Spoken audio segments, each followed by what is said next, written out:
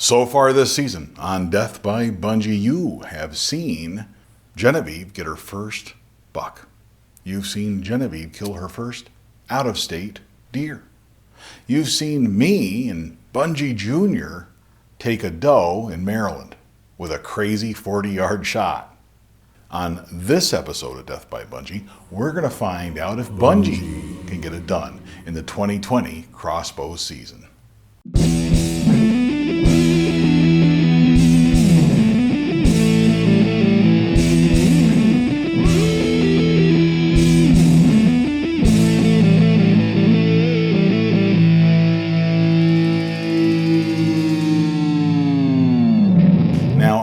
Written in my book, The Death by Bunjie Crossbow Story Confessions of a Crossbow Hunter, that I didn't think the 100-year-old apple tree was going to survive.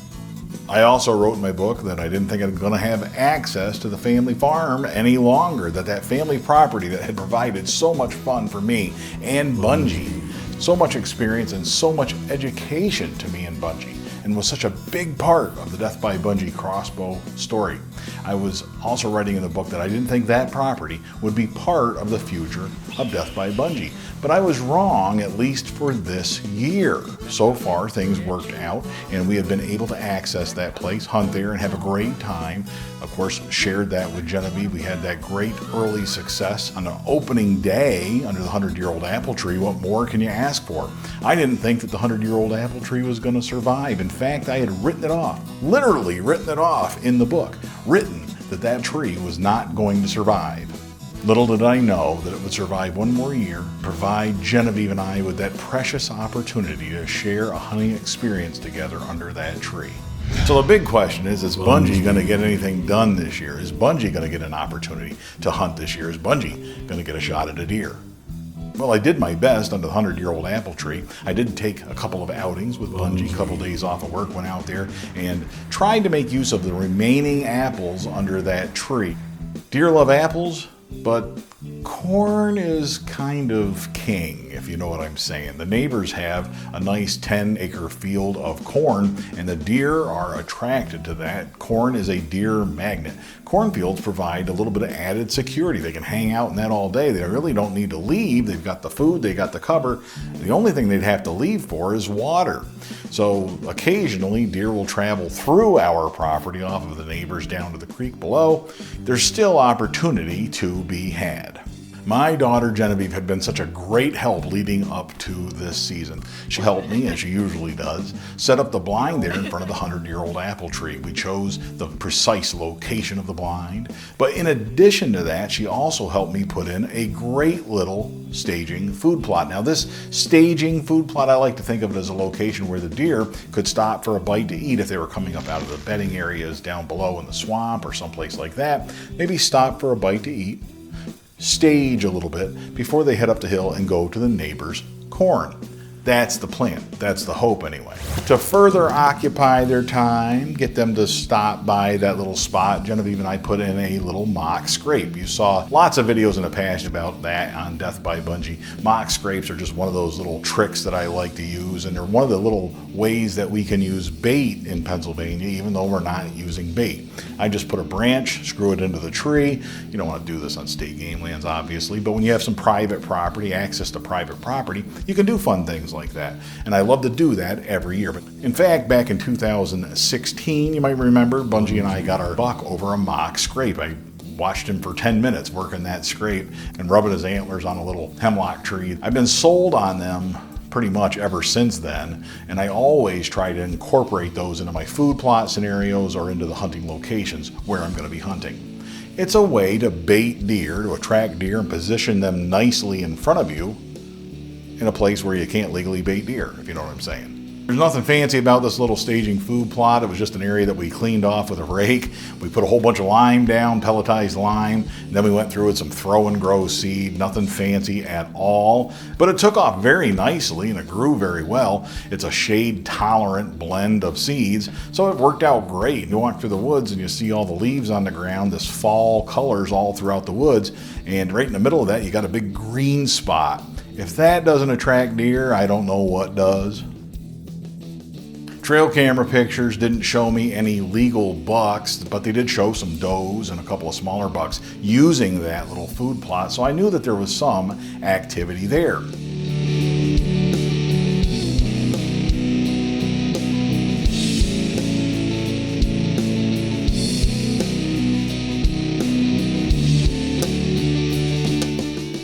The 100-year-old apple tree just about used up. So I took the blind, I packed it up, moved it right down across the woods there to that little spot, 20 yards from that mock scrape. I figured I'd wait a week, come back in, see what the trail camera pictures showed, and see if it was appropriate to get in that blind. Lo and behold, I checked the trail camera pictures the day after I moved the blind. There's a nice buck working that scrape in front of that blind, and the blind had only been there less than 24 hours. November 3rd, Tuesday, Election Day. Even though it's Election Day, I head to the woods, and I am committed. Bunjie and I are going to sit all day, and that's all there is to it. We are going to sit as long as it takes to get on a nice buck. Basically, I packed 2 peanut butter and jelly sandwiches, a whole bunch of water, a bunch of Pop-Tarts, Vibrant, Advil, whatever it was going to take to get me to sit there quietly in that blind and wait for somebody to show up. So bright and early, I head down into the woods, heading across the field. I kicked out 3 does before I even got into the woods. We head straight back into the woods anyway, set up in that blind, overlooking that beautiful food plot and that mock scrape and that licking branch that we put in. Before 7 o'clock in the morning, the sun hadn't been up very long, and I have a 4-point buck come in and work that mock scrape, work that fake licking branch right in front of me, and give me some of the best video that I could ask for. Those of you watching Death by Bunjie, you know that video is almost as important to me as hunting. It's almost as important to me as crossbows.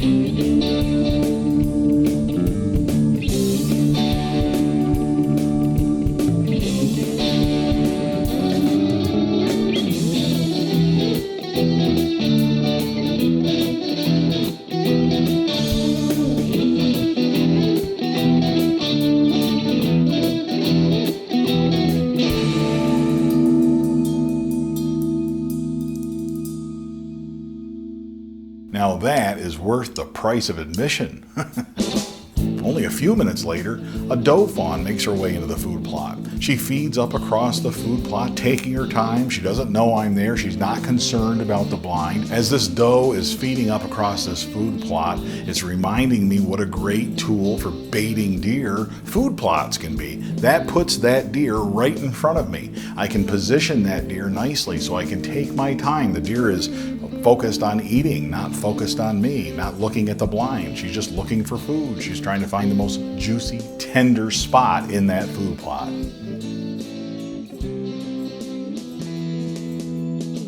The other thing about this fawn, when you talk about bait, you can't ask for better bait in early November than to have a doe in front of you. She's sitting there, she's feeding, she's looking around, she's not nervous, she's not tense. And I know in my head, the longer she stays in that food plot, the more likely it is a buck will come in to investigate. It tells other deer, hey, this is a nice, safe place. In addition to that, it tells bucks, hey, there's some does around here. I can smell them, I can see them. And sure enough, as she's feeding up toward the top of that food plot, I notice that she's got her head up. She's alert. She's looking around all of a sudden. Now, fortunately, she's not looking at me. She's not looking at the blind. She's looking off in the distance to my right. Now, I don't think it's a coyote. I don't think it's another hunter because she doesn't seem to be too alarmed about what's out there. That suggests to me that it's other deer. One of the things I like about hunting out of a blind is you can move around a little bit. You don't have to feel as though you have to sit as stationary as you do in a tree stand. So I'm peeking out a little bit. Sure enough, I see some movement in the distance. I pick up the old binoculars and look, and sure enough, it's a buck.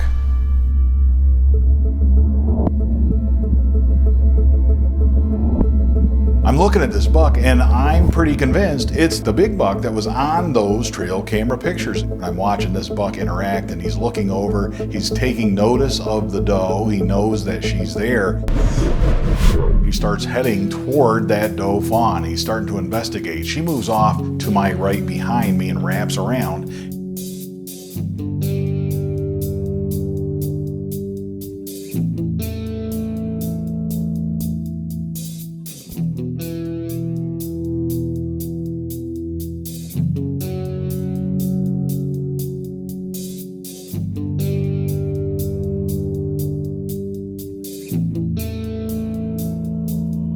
I pick up Bunjie, I get him on my lap, I've got him right there on my knee, and I know that if that buck makes his way in front of me, I need to be ready to take that shot. So I stay back, I stay in the dark, I've got Bunjie ready. I hear the leaves. He enters that food plot and he is on a mission. He stops, he gives me a slightly quartering to shot. Bunjie and I, we're gonna take that shot.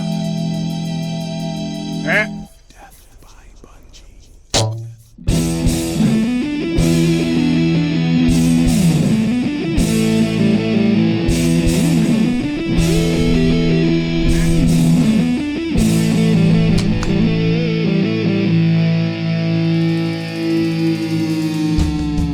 The arrow goes into the shoulder, he takes off with my arrow, and he is booking. I mean, I've never seen a deer run so fast. But I can see that I got a lot of penetration. In addition to that, as he's running off, that arrow is just bouncing up and down. It's not flopping up and down. And that tells me that's a good, solid shot with a lot of penetration. That broadhead has fully opened, I'm betting. It's inside that deer. It's doing the damage it needs to do. It's doing its job. I feel pretty confident that a deer with a double lung injury like that is going to go not that far. I go to the scene of the crime, the point of impact. I cautiously and quietly make my way across the woods. Great sign, great blood trail. I get to the top of the ridge. I look down across the hemlocks, and there he is. Till he looks away. If he sees me, then he will say, "You're busted." Ha ha, you're busted. Got the arrow right here. You sure like breaking ProFlights, don't you? It's nothing personal with the ProFlight. It's the deer. Let's blame it on him. But that's the ProFlight. We did get penetration. It broke off right here in the shoulder. I'm betting 10 inches of penetration at least, but I think that actually, from looking at the video, is more like 8 or 6 inches sticking out. So I'm thinking 12 to 14 inches of penetration. But we found this part of the arrow. Decent blood trail for a high shot like that. Pretty happy with it. And then look right over there.